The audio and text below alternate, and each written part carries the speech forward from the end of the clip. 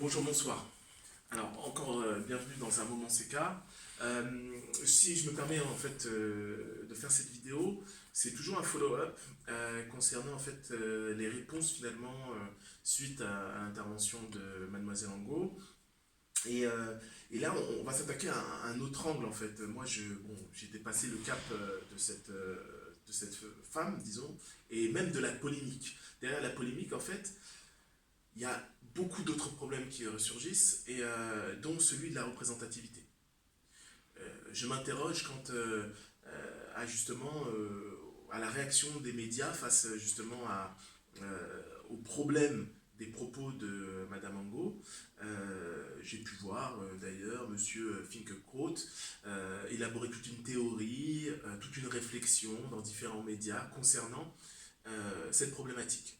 Cette problématique entre justement cette compétition victimaire.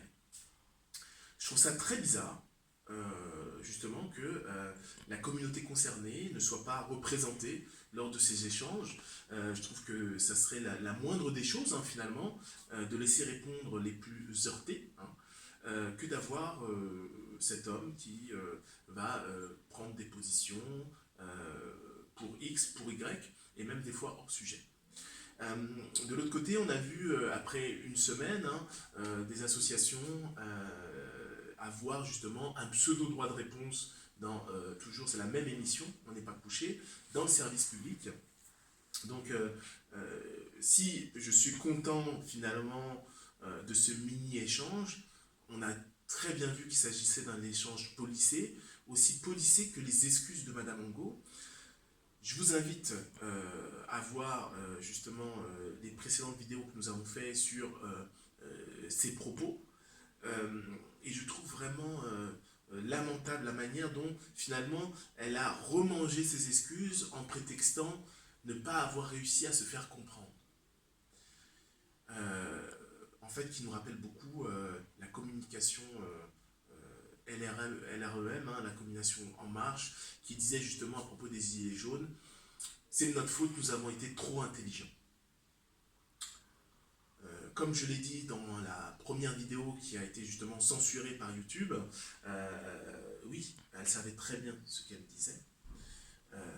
Des excuses plates auraient suffi, et bien sûr avec des conséquences. Nous avons dans une précédente vidéo fait l'énumération des coupables, des responsables, dont notamment France Télévisions.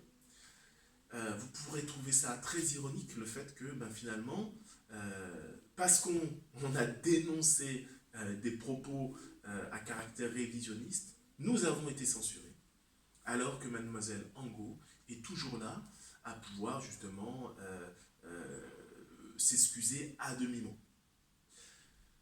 J'aimerais savoir ce que vous en pensez. Abonnez-vous à notre chaîne. L'idée n'est pas d'être que dans l'émotion. Hein. L'idée, c'est vraiment de construire une société beaucoup plus juste et d'être empli d'actions.